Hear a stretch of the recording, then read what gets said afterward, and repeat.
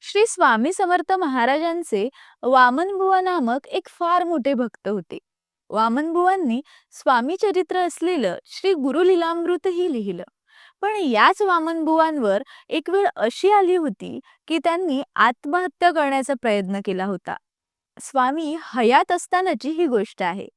वामनबुवांना एकदा एकत्रच मूत्रकुच्छ, खोकला, आमैश असे अनेक आजार झाले होते. औषधं, उपास-तापास सारं करूनही त्यांची तब्येत सुधरेना. त्यांची तब्येत खालावत गेली. वामनबुवा शेवटी गुरुदेव श्री स्वामी समर्थांना मदतीसाठी आळवू लागले. पण स्वामीही प्रतिसाद देईनात.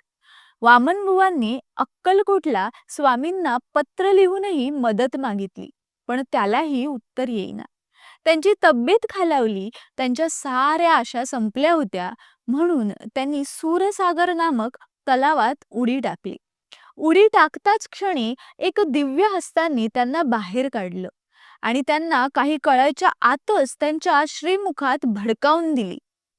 वामनबुवा भानावर आले आणि समोर श्री स्वामी समर्थ उभे होते. प्रारब्ध न भोगताच आयुष्य काय संपवतोस? हेच कर्मचक्र आणि अध्यात्माचं ज्ञान घेतलंस? भोगल्याशिवाय प्रारब्ध कसं संपेल? दुःख आहे म्हणून प्राणत्याग करावा? असं स्वामींनी रागाने त्यांना विचारलं. वामनबुवा शरमले. स्वामींनी त्यांना प्रेमाने समजावलं आणि त्यांना घरी पाठवून दिलं. यातून लक्षात येतं की स्वामींना आत्महत्या करणाऱ्यांची चीड होतीच आणि प्रारब्ध भोगल्याशिवाय आपण दुःखातून सुटणार नाही, असं सुद्धा स्वामींना सुचवायचं होतं. श्री स्वामी समर्थ.